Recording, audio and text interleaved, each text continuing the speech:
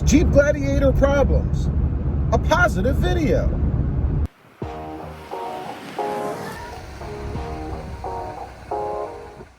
Good morning.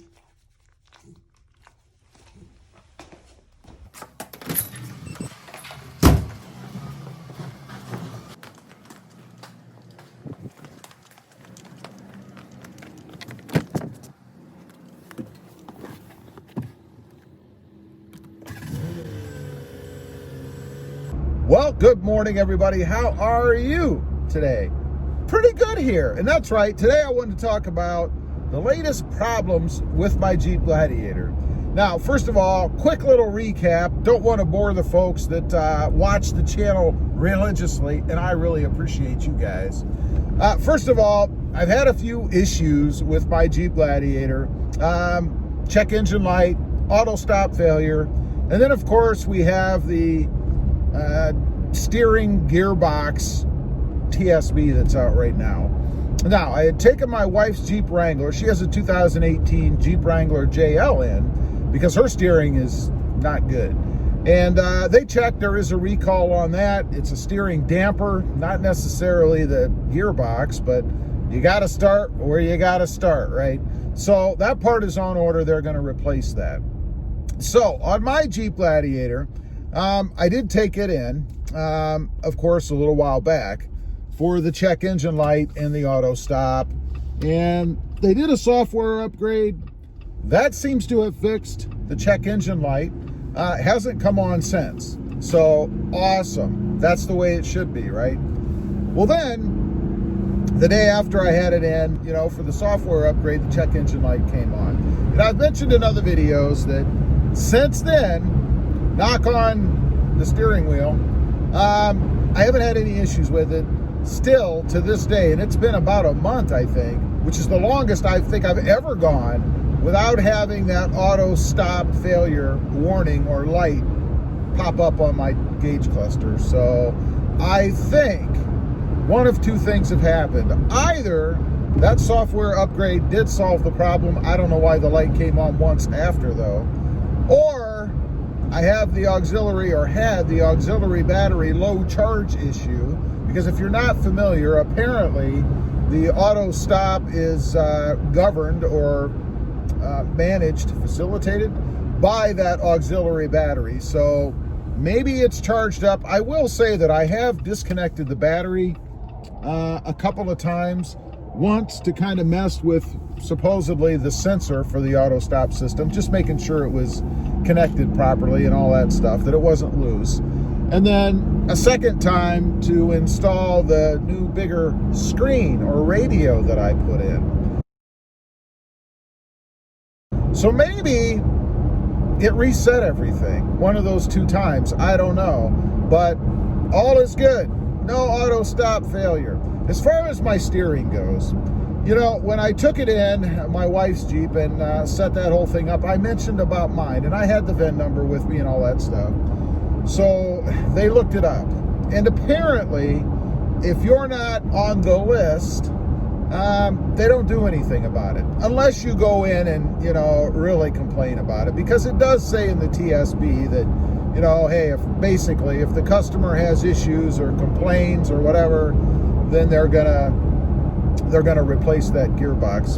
And I know a lot of people out there have said, well, they should do it, you should take it in, and they must do it. Well, first of all, it's a TSB. It's not a recall. They don't have to do it. Yeah, you could raise holy heck and probably make them do it, but you know, I'm not so gung-ho to have them go in there and start doing anything, you know, because I believe that anytime anybody messes with anything, it's always an opportunity to create more problems, right? Or perhaps that gearbox that they put in is not going to give me the same feel that I have. And let me say, first off, that I really don't have any issue.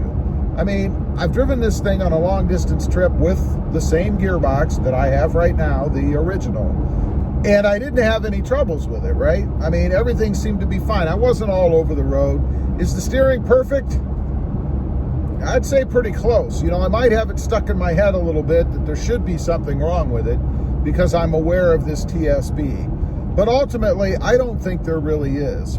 Now, the only reason that I would want to have it replaced, I guess, is for the long term, you know, down the road, if you will.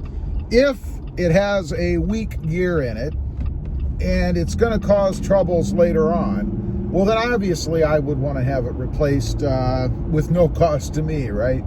I don't know that that's going to be a problem. I do have, you know, 3 years warranty on the truck, and I'm, you know, just about through 3/4 or maybe a little more of the first year. So I do have warranty on the truck for at least another 2¼ years.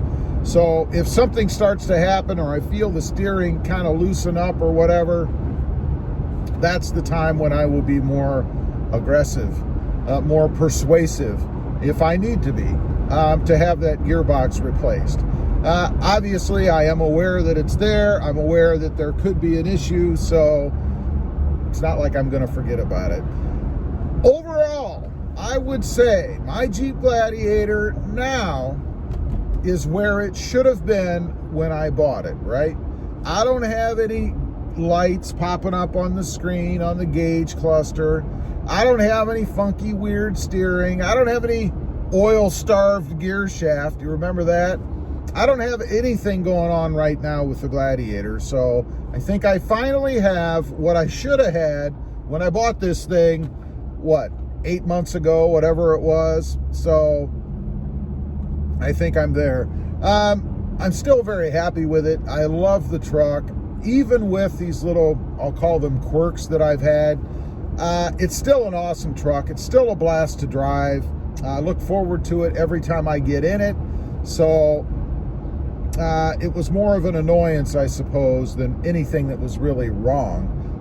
I think those lights came on more as a software-generated quirk, if you will. Not that there was really anything wrong with the truck to begin with.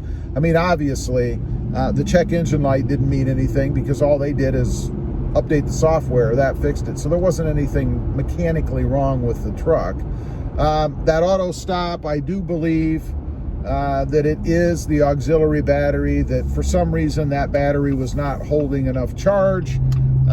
Maybe in resetting the system by disconnecting the power, even though it didn't fully disconnect the power because the auxiliary battery was still connected. But maybe it somehow, I don't know, kicked the software and took care of that problem. It's interesting, though, that I haven't had that auto stop light at all for a period of time. After my wife got her JL, her auto stop just stopped. It quit working.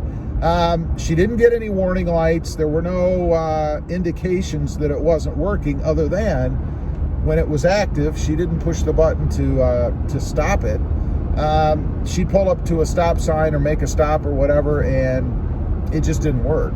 So I will say, recently, within the last couple months, she did get an error message in her Jeep about that auto stop system. So, and she doesn't drive the Jeep a lot, so it's possible that maybe it'd been sitting for a while and that auxiliary battery did discharge some, and that's why she got that warning. I will say that since the one time that it came on for her, it has not come on again.